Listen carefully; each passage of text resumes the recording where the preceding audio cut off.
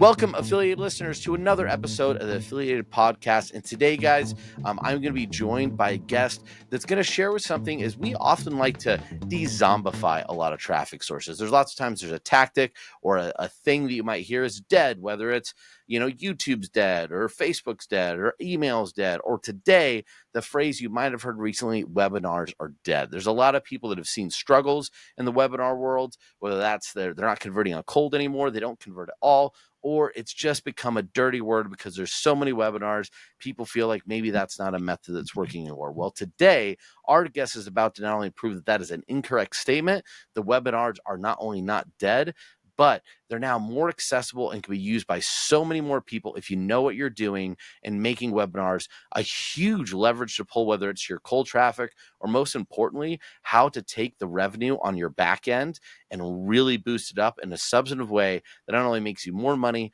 but increases the quality of your actual audience because you're delivering more value to them. So with that, I want to bring our guest that's going to be sharing some of the great things they're doing with webinars, how they're still incredibly successful, and how you could share in some of that exact same success that they're having in their own business and with the clients that they're working with.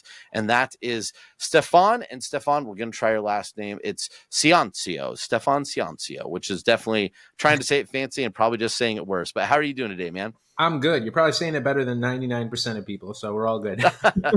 Ciancio. So, but I'm not saying it because that definitely seems like it's got some Italian ties to it in some way, shape, or form. Am I wrong with that? It just spells romance. I want an old Italian grandma to say it with a mop in hand.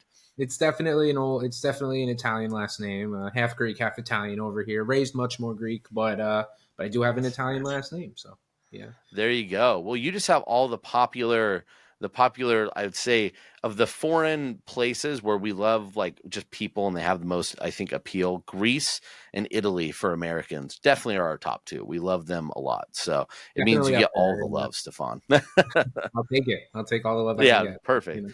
Well, beautiful. And well, before we get started, I was telling in the lead and we brought you in webinars. We know that webinars have been a struggle for a lot of people right now.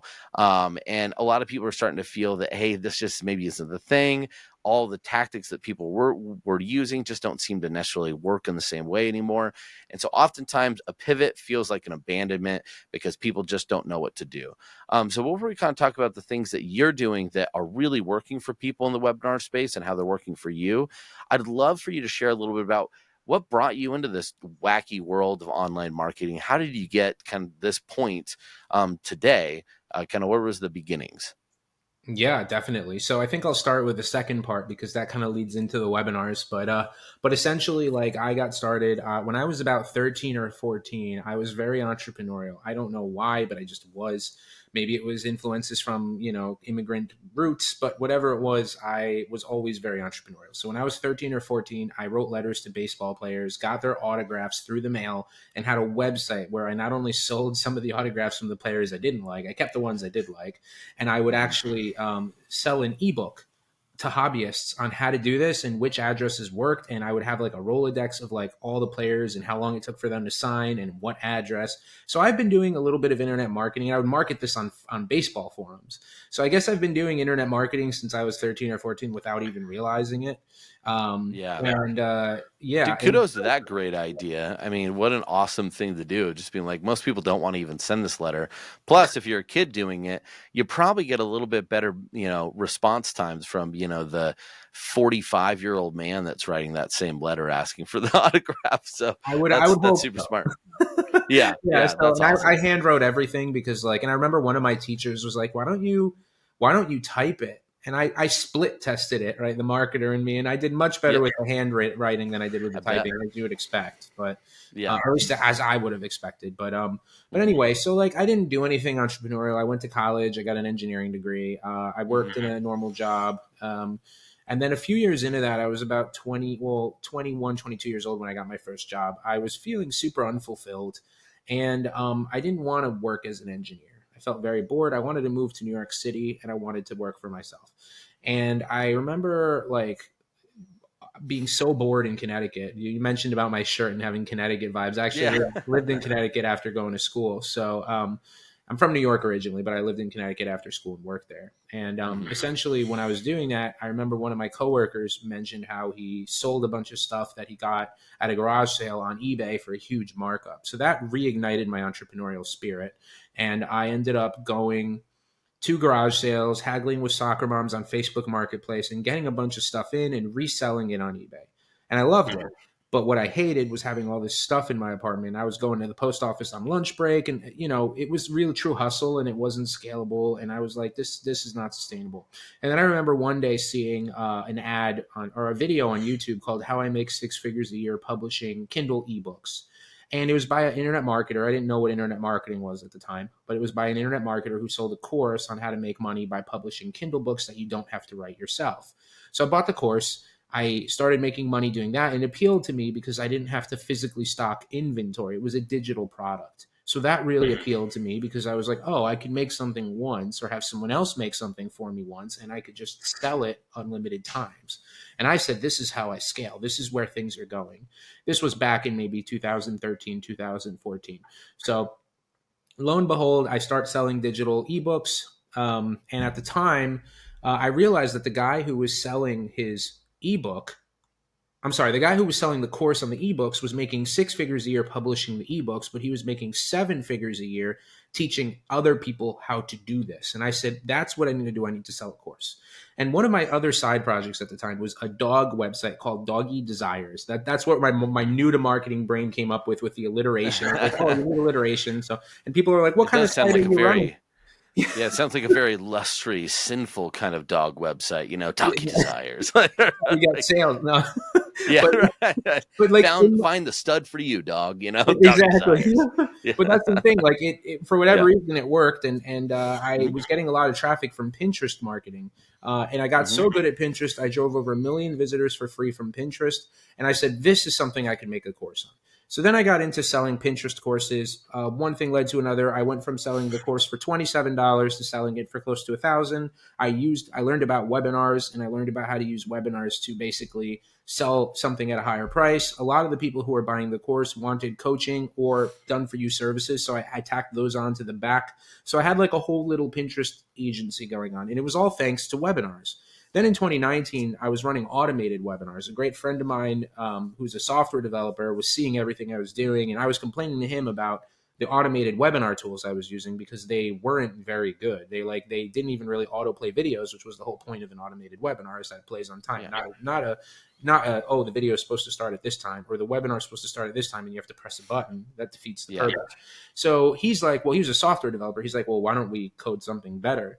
So lo and behold, we started launching our own webinar platform, Webinar Kit, in 2020, and I kind of pivoted from running my agency and running webinars to running a webinar software for other people. And we've been doing that since 2020. So it's been 5 years now, actually close to 6 years that we're in business. And yeah, I dropped everything. I fell in love with running my own software, and now I'm doing that for the last 6 years. And like you said, we see a lot of data and things that maybe a lot of the average people don't see in terms of like what's working, what's not, because we've had, over at this point 20,000 people interact with the platform. So I still run my own webinars as well. So I've got my own webinar experience for many years, and then obviously we have a platform with many users. So I kind of get a unique perspective when it comes to that.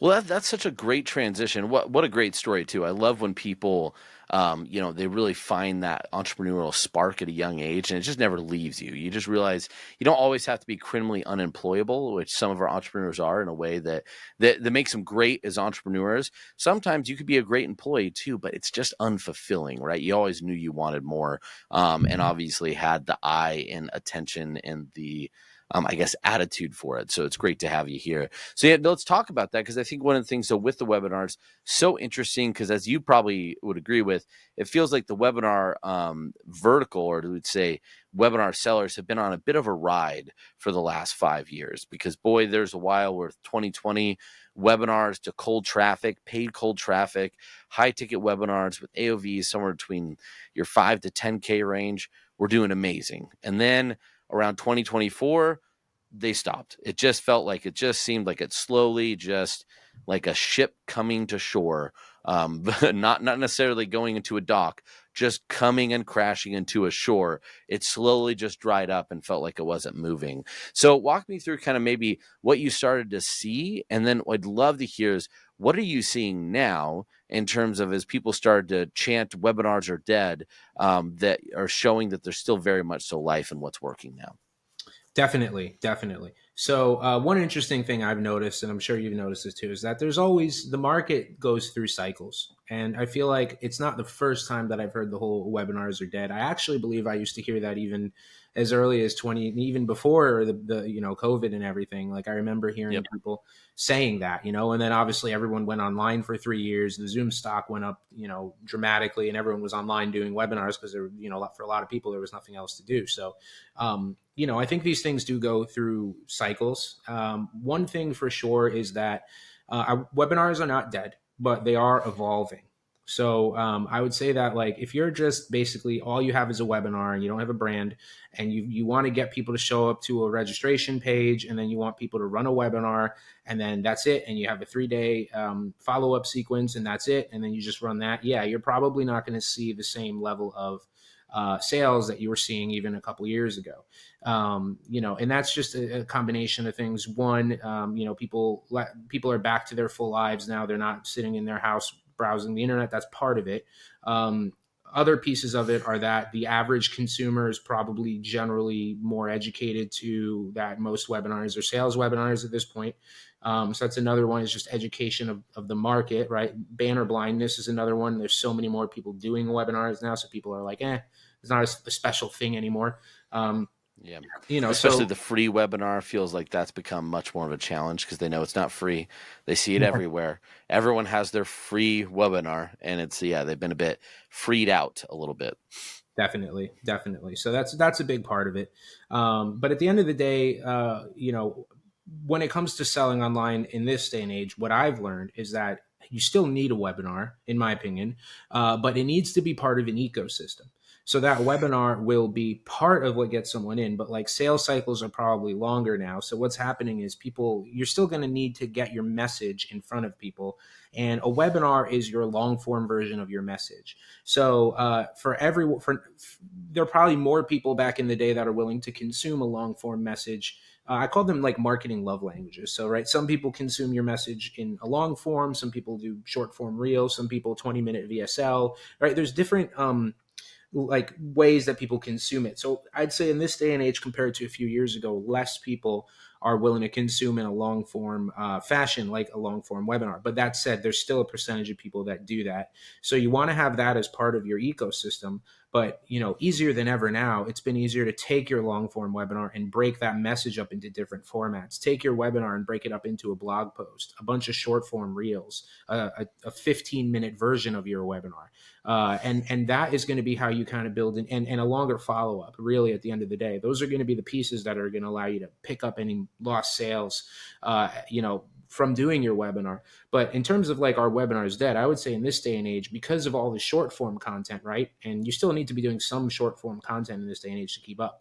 But in a way, it's actually a good thing if you have a webinar because if you're combining your long form webinar with short form content, guess what? You've covered both bases. A lot of the people that are doing short form content are not building that deeper trust that a webinar could provide. So you want to ideally definitely still have that long form presentation there because that's still going to build the relationship at a deeper level that you can't do with all of the new traffic methodologies and everything out there like short form. Yeah, that's a really good point. I love that, and I think it supports a lot of things. And just to make sure I kind of get what you're saying, is that it really, what all this came down to is what I've heard a lot of is trust got eroded really, really bad at the tail end of the pandemic in terms of marketing trust. People, for a while, all this stuff felt so new. Trust was abounding towards what was on the internet. And then it got saturated and it reached a point where people started being more concerned with their dollars and they started getting more inundated with people wanting to extract their dollars from them through the vein of a webinar. So it's not, I would even say where there's less people showing up to spend the time, there's less people willing to trust you, and they want more trust and they want more value before they open up their wallet books or open up their calendars to spend time with you, which I think is a really interesting way that you put that. I love what you're talking about with taking that content and turning it into shorts, though. So we're really taking the value of the webinar, because I think one thing that hasn't gotten away, the demand for truth has not gotten any less than it was earlier in the pandemic.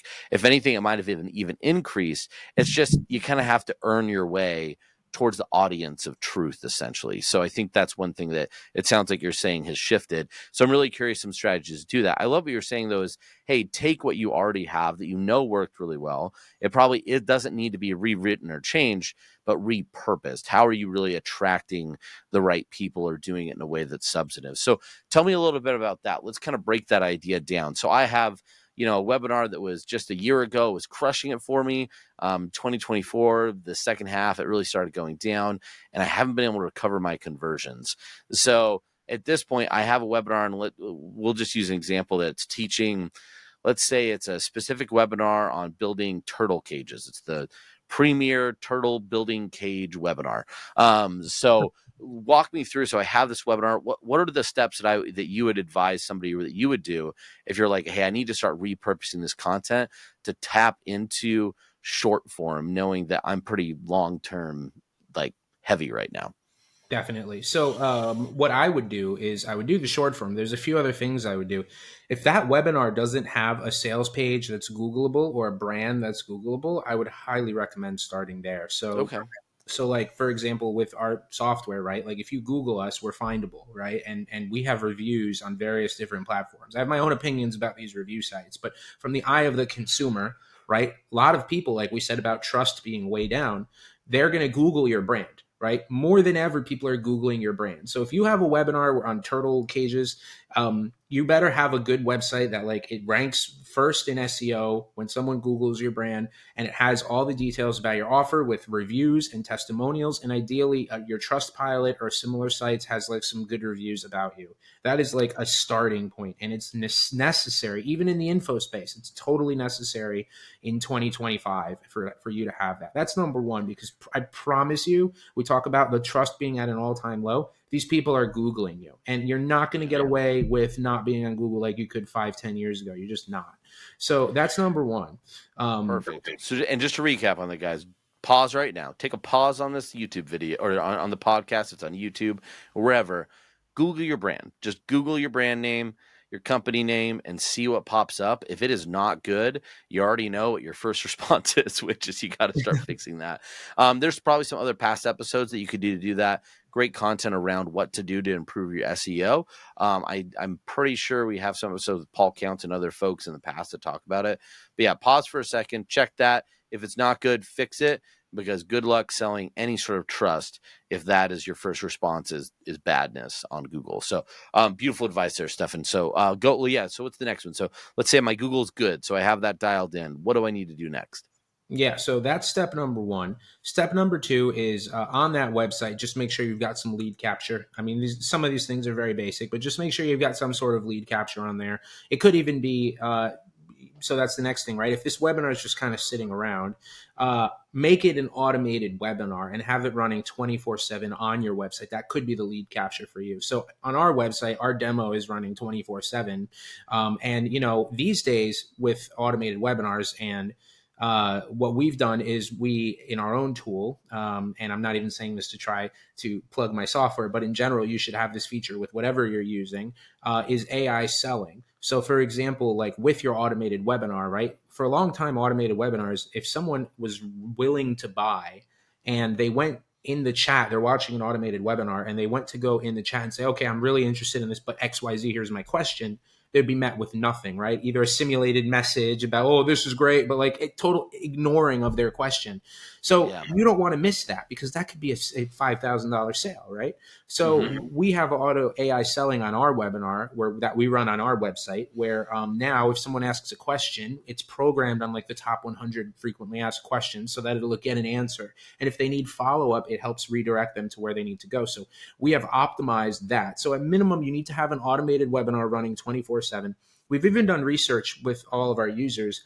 And one of the interesting things that we found in terms of data is that on average, automated webinars will generate 50% higher views than a live webinar. So live webinars are really good live webinars will get a higher attendance rate, because obviously people can watch, they have to watch it at a specific time.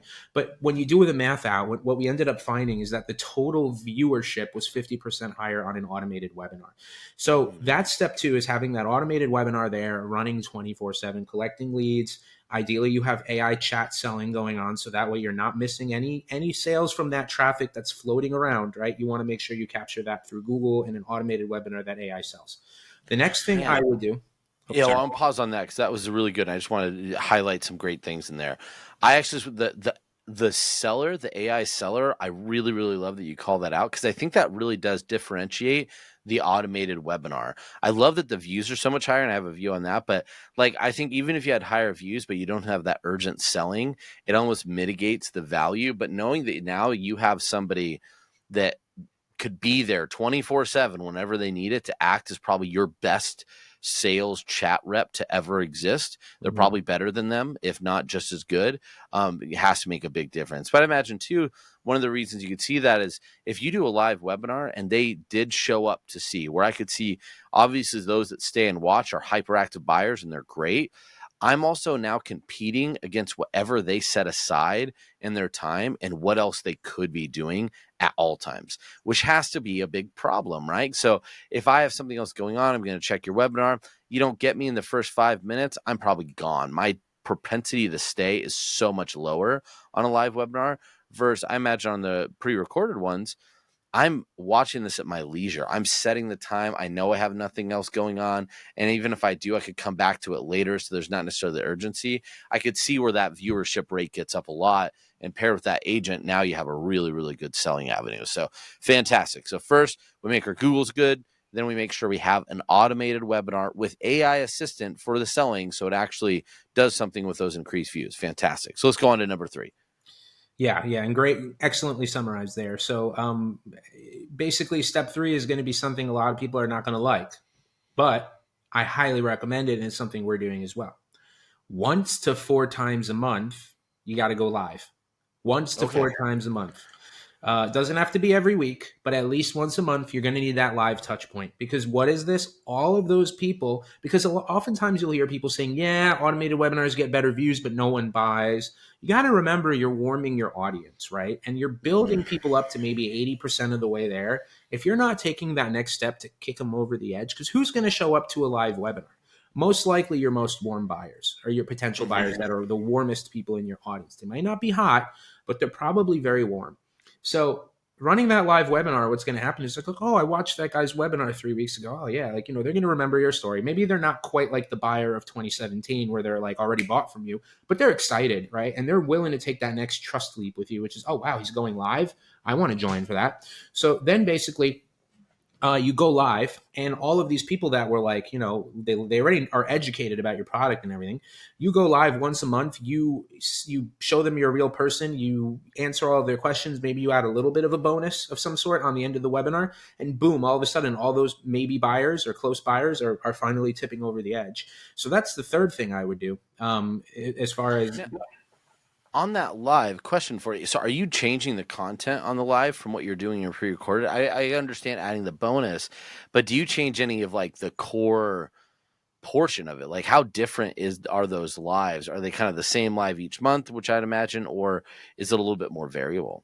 So what I like to do, and I can't take credit for this, but I've learned it through some of the webinar greats that I've been to many events with over the years, and it's worked swimmingly. Is you change the angle or the hook to be kind of something more current. So, for example, with us, right, we're a webinar platform, but now anytime I run a webinar, AI is in the angle. So it's like how to use AI to now do the same thing that you wanted to do 3 years ago, but now AI is involved, right? So you kind of need to tailor the angle to what's going on in current times. So that's something very, very powerful that I like to do. And it doesn't necessarily have to be what's in current times. You can just change the angle. But especially if you have a similar audience and you did something last time, you want to just change that front piece. And what's interesting, Kyle, is like essentially when someone comes into the webinar, even if they may have consumed the core content before, when you change the first angle, maybe even the first couple slides, it completely changes the way in which these people are consuming the information, the frame in which they are consuming that information. So when you do that, you don't even need to change the core content. So really the only pieces that are changing, if you want to keep it simple and effective, is your angle, maybe the first couple slides of how that leads into the core message. You keep the core message the same, and then maybe at the end a custom bonus could change, and the Q&A is going to be live, so that's going to change, right? Because you're going to have different people on asking different questions. But that's it. If you do that, you're going to see results. And you could keep the same core messaging and just kind of change the lead in and the exit, and still get amazing results with what you're doing. That's awesome. Okay, that makes a ton of sense, and I love that because it's like, I mean, again, as we go back to the marketing thing, right? You could get a chance to split test. I imagine you have one that maybe isn't super talkable. I could get doing something like, hey, how to use tariffs in your webinar. That probably a month ago would have been really, really good, and you would have got a lot of lives. Yeah. But I love that because it could all go in the core message. And the great thing is, if you have seen the pre-recorded, like you said, now it's a warm-up phase. So for Yep. some people, that's all that they need. But knowing you're warming up all these other people, we're building a bit of a ship versus just trying to go in and close the deal on the first date, so to speak. So that makes a ton of sense.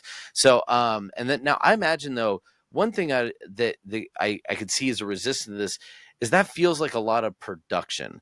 And you're now building new slides. Like, now I have to build new slides. I'm a designer. So are you guys working with a designer every single week? Like, do you have to? How does the ideation process? How long does it take to make those adjustments? I imagine over time it might be easier because you're tenured. But if you think to the average person, like, what kind of work are they looking into to have to adjust a new webinar potentially, or at least a new esque webinar live once a month? Yeah, yeah. So that actually leads me into an interesting thing about making webinars in general, which I'm sure we'll cover very shortly. But like, honestly, the hardest part, in my opinion, is actually getting that first webinar created. So, in the past, it's taken me, I'm not exaggerating, as much as 5 to 6 months sometimes to create a webinar, right? Because you're Man, starting, no one likes making webinars, right? I don't care yeah, who you are. Maybe some guru in the corner is like happy making webinars, but most people are like 99.9% of people are like, this sucks, right? So I remember being sitting at my computer and thinking, oh, yeah, this time I'm going to bang it out really quick. But no, it takes a long time to build a quality webinar that's going to sell, or at least it used to take a long time because you had to literally like follow a template, right? First, you have to decide all the content, right? yeah, So you're sitting there trying to figure out all the content. Then you need to figure out what's going on each slide. Then hmm you need to hire a designer, and then you need to go. And that's like if you do it the effective way is hiring a designer. If you're sitting there and making the slides yourself, forget about it. I mean, sometimes it's taken me 5, 6 months, and sometimes I could be particular. I've gotten better about that, but like, I didn't want a designer doing it. I wanted to do it myself. yeah, And if you yeah. did hire a designer, you have to go back and forth, with them many times to get it to where you want it to be. So, and on that note, once you actually do have the webinar done, like you said, if you're going to be changing slides here and there, you ideally want to set it up in a systematized way. But I think honestly, that part is a lot easier. Like, you mentioned about like, oh, I might need to change my slides every month, but that's as simple as really just changing your headline on your registration page and maybe your first two slides. So you just clone it, or sometimes I would just delete out the old one and change the front hook. And that's as simple as I mean when it comes to actually getting results is just changing those few pieces. And so once, I think the harder part is actually having that webinar actually created. But if you already have one, you're just changing a few pieces. You're changing the Okay, headline, you're changing the registration headline, and you run with it. couple And it is, slides. Yeah. yeah, and it's crazy how much that one change can make all the difference. It's actually, you wouldn't think so, but it does. Yeah, no, that's really interesting, and again, I think knowing one that once you get it down, and you have the template there, it's not too much of a difference. But boy, it keeps you topical and keeps you fresh, and it keeps giving people a reason to keep watching the same message. So oddly enough, it thinks me think of the old Gary Halbert trick where he'd put a message like a claim on the outside of an envelope. The one that Perry Belcher used was like, hey, there's a banana. You're going to find the one fruit you should never take into the airport. And so that message was not in the letter at all. And it'd be a 2 to 3 page sales letter. So what would happen? People would read it 2 to 3 times, right? Because they're looking to find out what fruit they want to take to the airport. Now, obviously, you shouldn't out and out lie and put missing information. But that idea is by the time they read the message 3 times, even though they wanted to find out what fruit not to take, they want whatever he was selling. And it's very similar to your idea too. maybe that first one, they're like, okay, yeah, but you get enough angles and different messages for them to listen to the same thing now 3 times, you're going to get that buyer. It's almost becomes inevitable.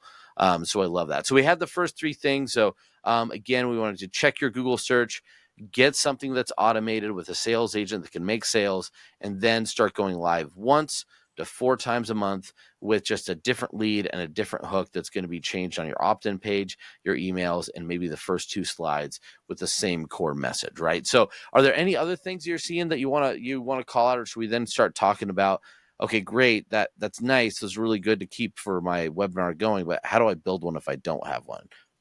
Yeah, so I would say that in terms of, are there more things you can do? Absolutely. In terms of giving you like a simple starting roadmap, I would say that those are some really good pieces. Now, one other thing I'll throw out is you might be wondering, well, okay, if I do all of that, how am I actually getting like my top of funnel traffic? So I guess what I'll share is like a little bit about what's working now for like getting traffic, right? Because like you mentioned in the beginning, how just running ads to like a straight up webinar, it's not converting like it was, so you do need to change some things. And I'll share one strategy that I've paired with ads to my automated webinar. So if you are running an automated webinar, just make sure you've got that AI agent. I like how you called it an agent, but basically that's obviously the new phrase, right? But Yeah, like yeah, I it's didn't all even think about of those calling it agents. an agent, but like that AI selling agent in your chat, make sure you've got that enabled and run your ads to your automated webinar.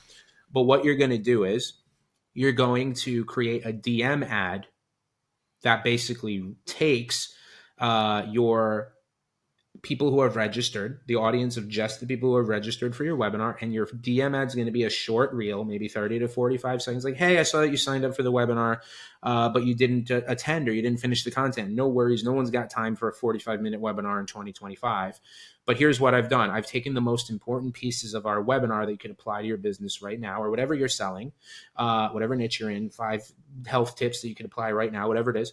And I've put it into a secret PDF. And to get this PDF, you're going to comment down below and I will send it to you. And now you're getting these leads. And remember, we talked about building that more personal layer, right? Now you're getting those leads in the DM, right? So now, and it's crazy, my DM ads, the thing I'm trying to work on now is figuring out how to scale them up even bigger, but like they're all profitable, hyper profitable from the webinar. So at minimum, if you're going to run those ads, try a DM as a retargeting with a PDF version of your webinar. How did I create that PDF version of my webinar? I went into ChatGPT, uploaded my slide deck, said, and make sure you batch it because it can't export. ChatGPT can't give you a massive response in one go. So you're going to say, give me the sections for a PDF, a short PDF version of my webinar that are going to highlight the important parts for someone consuming it. And you're going to get the sections, and you're going to ask it to write each section. And you're going to say, give it to me in copy and paste format so that I could paste it into Gamma. You're going to take that export, you're going to put it in Gamma, which for those who don't know is just an AI PDF and slide builder. It's really not for sales. It's for like good looking PDFs and maybe like professional slides. Like teaching and more internal stuff, things like that. Yeah, exactly. But it's great for PDFs. So you take that export from there, you put it into Gamma, you export your PDF, and essentially from that point, you have that PDF version of your webinar that you just give to people, and that has increased our sales a lot in terms of our ROI from ads to our webinar. So that just kind of wraps up the whole ecosystem that we just described. If you're doing all of that, you should see profitability, assuming your offer is good and all those other things, and your webinar is good. But that's going to be the pieces that really tie it all together that we've found in 2025. Now, just a quick question on that. I'm curious, what do you think the reason is to why? What's your summation or estimation on why the PDF works so well? And just so I'm understanding, is that's exclusive of like retargeting. So your cold is still getting the main interest point. You're going to get somebody at least register, but just for a lot of the people, they're not going to show up. It's not live, it's pre-recorded, but you want to get them. So this is exclusively that retargeting audience afterwards, which again, I really like, because we said before, a lot of people are going to see webinar and they obviously are interested, but like, I've been to too many of those. So when you can give them the value, short-term would be interesting, but I'm curious kind of what your thoughts are of why that's working so well and why that really transforms some things along with all the other stuff. Yeah, definitely. I think a lot of it is the same DNA that goes into why the live webinar is working so well. It's just a more personal touch point. So that automated webinar builds like that awareness and gets them warm, and then you need something to take that person and put them over the edge. And I think for a lot of people, they might have watched part of your webinar, but these days attention spans are down, as we know, and they took the action to watch the webinar. Maybe they watched part of it, maybe they watched none of it, maybe they watched all of it, but you're kind of just re in what's the word? Damn, I can't believe this is happening.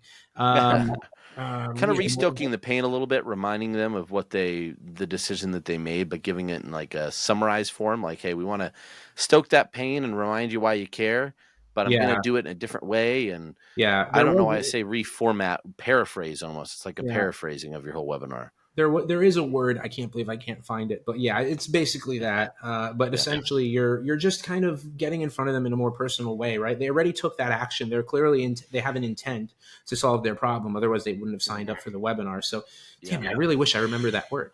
But whatever.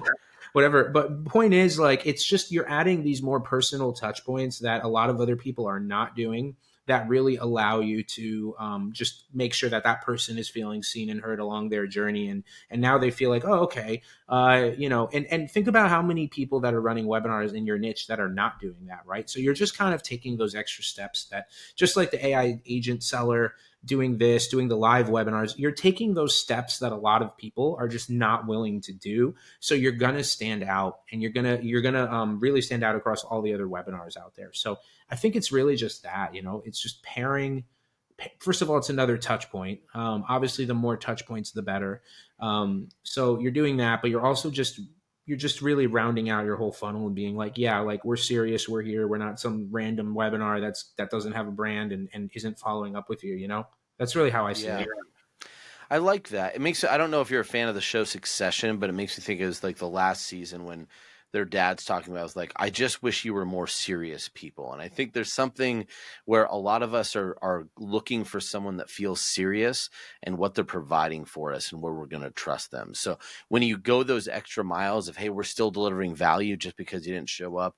Hey, we're showing a real layered professional level of hands-on communication. I could see how that's going to take a consumer to say, oh, well, they're willing to at least do more for the dollars I spend. I trust them more. They're going above and beyond in something that looks professional, it looks personalized, whatever it might be. It just carries that extra little that I think does, like you said, carry a lot of weight. So that's fantastic. Well, we covered a lot about if you have a webinar and you're like, hey, how do I get it to go and convert again? I think that's fantastic. But one thing we didn't talk about is, hey, I have low ticket and I could get buyers in, but I don't have any of this webinar stuff. And I'm not quite sure I want to do that, or it feels like it's a lot of work. So first, can you talk to me about just the value of, hey, if I already have great front end acquisition, what does bringing in a high ticket webinar do to my business? Just high level in that. I know that could be a podcast all in itself, but if you want to give me the abridged version of that, and then let's kind of maybe briefly talk about maybe the best way to do that. You had mentioned before, sometimes getting the webinar is the hardest. So any tips that you could do, we'll kind of transition to that second. Definitely. So I think maybe the best way to answer your first question is with a short story. So we had a client who came to us who he's in the travel niche, and he teaches people how to do airline points to basically travel business class for very cheap or free, and credit card hack basically. And it's crazy how that's a whole currency in and of itself. But Yeah. I essentially, always love that stuff. If you want to get me on a webinar, mention those things because I'm well, there you always ready. go. Yeah. Yeah. Well, yeah, so he was doing all right. Like, he had an Instagram. He was mostly just doing like an Instagram, like, organic. He had people coming in. He had stories, and he had, like, good, decent lead flow, small email list of like 1,500 people, and he was making between $5,000 and $10,000 a month, sending some emails to his list about his offer, and putting some stories up and having some inbound, and between 5 and 10,000. But he was stuck because he couldn't figure out how to scale it, and he didn't have the time or money to scale it by hiring more people. So he's kind of stuck in this, like, he's just, manually delivering his offer. And he was charging like $1,000 for the service. So he'd get 5 to 10 people a month. He'd make between 5 and 10 grand, but it was a lot of work to deliver the service. He didn't have the cash flow to hire any help. So I said, all right, first of all, you need to raise your price. And he's like, well, no one's going to buy for that. They barely buy for 1,000. when I outreach and I talk to them about it, I'm like, okay, that's because you don't have a webinar. So I said to him, you're going to raise the price to 3,000 and you're going to run a webinar. So he did that. We gave him our frameworks. He created his webinar. He did it the difficult way. So I will say it did take him several months to get everything together and he went fast, right? Like he was already stressed trying to run his business and he found the time somehow because he saw that this was going to help him so much. And he runs his webinar to the same audience that he's been barely squeezing 5 to 10K a month out of. First webinar, 20 high ticket buyers at $3,000 each, right? 3 times the price he was selling from before.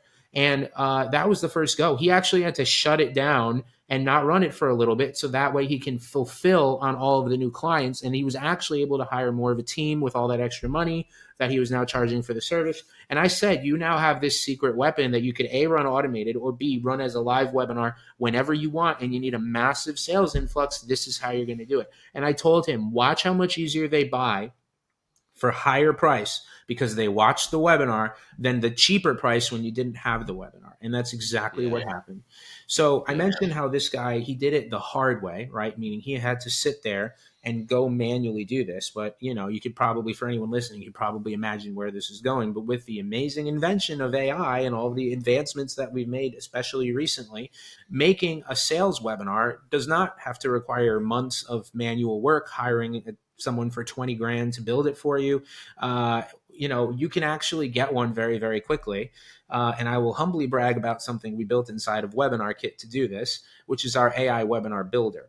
So what we've done is we sit on top of a few different AI models, but you can't just go to ChatGPT and say, build me a webinar, right? Because as most people probably understand at this point, if you just give a generic prompt into an AI, you're going to get a generic answer, right? Yeah. Even if you say, write a good webinar, write a great webinar, it needs to be trained a little bit more than that. So since we've done webinars for so long, right, what we did is we fed it our methodologies, our templates, our high converting webinars. So it has a few different references, other marketing pieces of information that we've kind of learned into kind of like a proprietary cocktail that we've put into an AI on the back end so that anyone could come into Webinar Kit, take a URL. So for example, clickbank.com, if ClickBank wanted to make a webinar, they could go and type clickbank.com into the URL builder at Webinar Kit. It will create like a little short list of like, okay, is this accurate? It'll crawl the website or get the information. It'll say, does this seem accurate? You give it a quick once over, maybe 30 to 60 seconds and say, oh, that's good. Or maybe you want to change little pieces in this information prompt. You press go and this thing spits out a script in probably a minute or two. It'll have like a high converting webinar script. And that's only step one. So then you save that, right? Then you go into the slide builder. So now you have your script. You go into the slide builder. Again, there's a prompt. You select your script that you just chose, that you just created. And then you have a few different designs, right? And this is something we're continuously improving. But you've already got 8 different design styles that you could choose from. Like a template array, essentially. Yes, exactly. And then an optional AI image generation. So like if you press that button, it'll auto generate images for you throughout the webinar. If you don't press that button, it'll leave an outline of where an image should be. So then you press go. Let's assume you do the AI image generation. You press go, boom. Within this one takes a bit longer, usually between 3 and 10 minutes. But like by the end of that, you're going to be able to scroll up and down in our slide builder, and you will have a webinar that is optimized for sales presentation that you can now go in and edit if you want to make any changes, right? Because sometimes it's not exactly how we want it. But I'm talking within 15 minutes, you can have something ready to go, something that normally would have taken months, if not longer, or $10,000+ to do. Wow. That's amazing. No, I love that. And I think the crazy thing is it's just, you said it's months what you had to do before. And even if you give it all your attention, it's still going to be months of giving intense attention on top of all the other things that require your attention, versus now that could go to minutes. So I like the calculation of months to minutes. That's normally something I'm willing to exchange, right, for getting time back. That's awesome. And what I love about this too, as you mentioned earlier, and I just think this is something for people to pay attention to. We think of webinars as biz op. It doesn't have to be, right? Like that webinar could be selling maybe a high ticket group coaching group. Maybe it's $500 a month and it's an accountability group. where you get advanced nutritional advice or, extra weight loss grouping advice, and you're doing group coaching with them, twice a week. And then you just have to go find your coaches, right? You pay them a portion of that monthly cost, and they're making good money. You're sending people over to it. And now you have a substantive basis of high quality revenue coming in. And that could be sold in a webinar for why they need that community, why they need that thing bolted onto your back end, and just watch your business improve. Right now, your acquisition doesn't have to be the same way, or you could acquire with a higher dollar point because you have a better back end that you're leading people into that's substantive. So I think that's just really, really amazing. Now, for those people who want to get a hold of Webinar Kit, you mentioned you guys have the demo almost showing it as well. What are the best ways for them to get a hold of you and maybe get access to the software so they could quickly not spend months building a webinar, but do it in a couple of minutes? Or for those, though, that maybe they really like the advice and they want a little bit more advice from you in terms of the current webinars that they have. Definitely. So I would say to start, getwebinarkit.com. If you want to watch the demo, it's on getwebinarkit.com, but you could also just go to getwebinarkit.com/demo. So both of those are super easy. If you want to get hold of me, stefanciancio.com, or shoot me a friend request on Facebook. And usually I'm pretty responsive. Yeah, I could attest to that for as well. So, well, Stefan, it was great seeing you. One more Ciancio for the road, because it's just a beautiful last name, and it needs to be shouted from the Italian rooftops or definitely the beaches of Greece. So with that, we really appreciate your time. Really appreciate the amazing value for all those that have webinars right now. Guess what? You just got leveled up on how to make them better. For all those that are looking and questing for what my back end needs to turn my offer into a business, guess what? It just got solved in this podcast as well. So please rate, review, subscribe. That way we can make sure we're continuing to provide great content for you. I'm going to say that again because I really struggled at the end. Rate, review, and subscribe so we actually have enunciation and that all makes sense. Hit the bell. That way you're notified when new episodes drop and you don't have to be left behind waiting for your friends to talk about the new episode of Affiliated, the cool things they learned while you were left in the dust. With that, if Thomas was here, he would say happy scaling. I will just say be safe out there. Until next time. Thanks so much.